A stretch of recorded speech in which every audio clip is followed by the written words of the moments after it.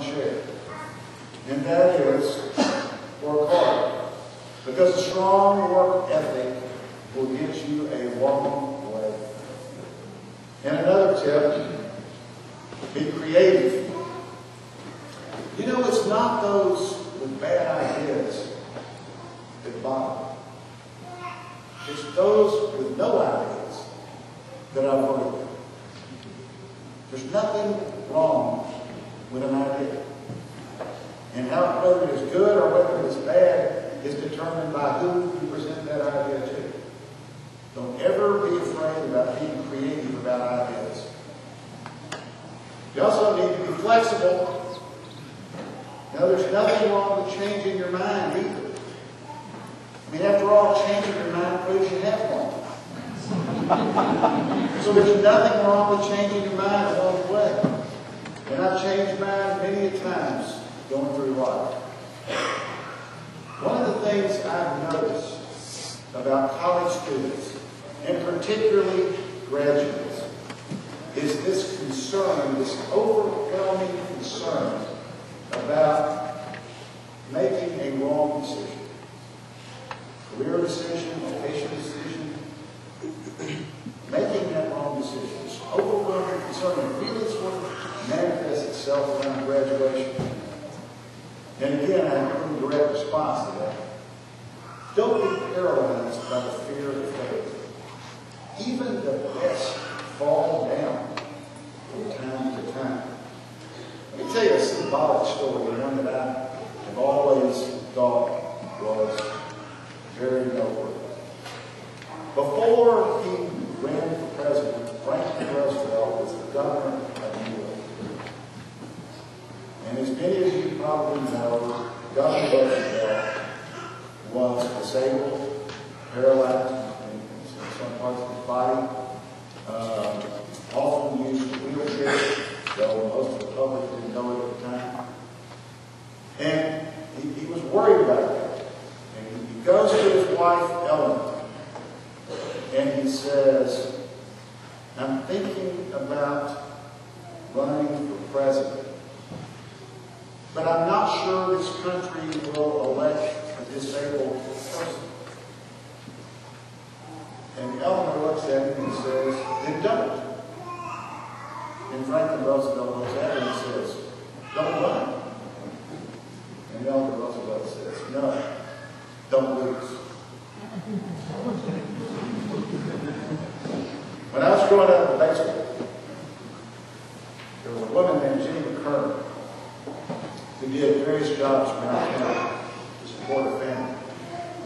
She often worked 14 hours a day to make ends meet for her 3 children.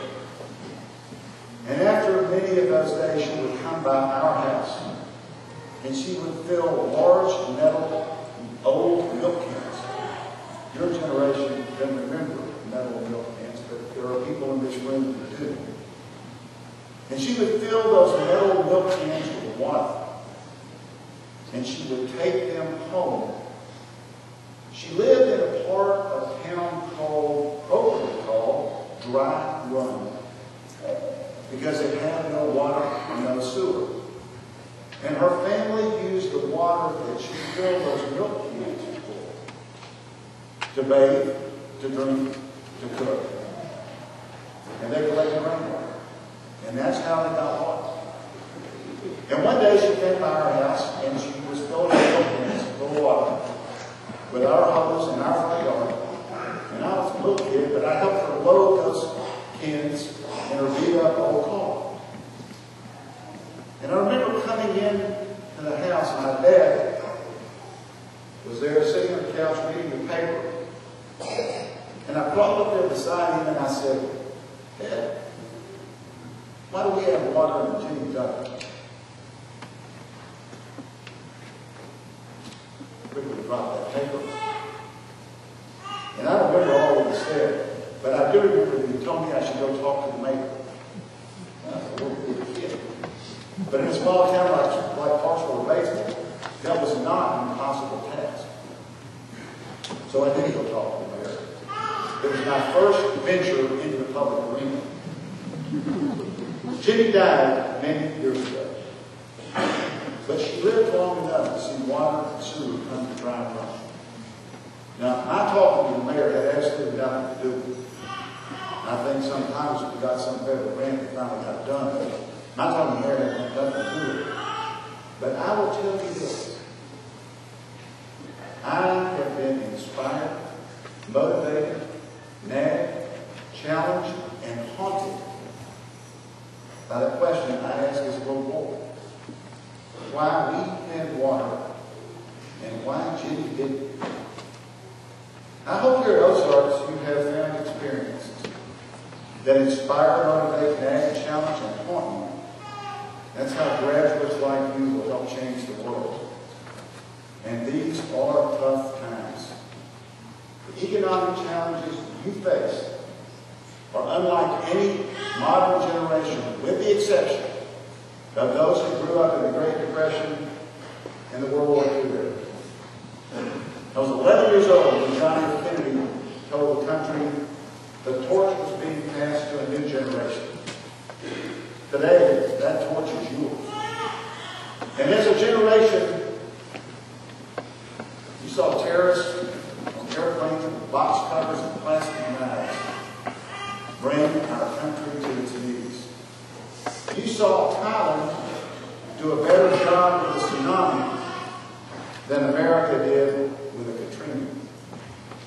You are struggling as a generation with unprecedented student debt, which was a factor in 80% of the May college graduates in America moving back home with their parents. Don't have it. You will decide what's going to happen with healthcare. And you will face the social ramifications of 2 wars, where they're estimating now that 50% of the people returning home from Iraq and Afghanistan will have long-term physical and behavioral medical needs. Throw in record deficits, climate change, high energy prices, serious international problems such as North and South Korea, Haiti, the Middle East, the ongoing debate about race, immigration, Social Security, Medicare, Medicaid, plus the superpower emergence of China and India. Hello, world. So where do you go from here? You embrace the opportunities, the values, the positive examples that you've learned and you've experienced on this fine campus.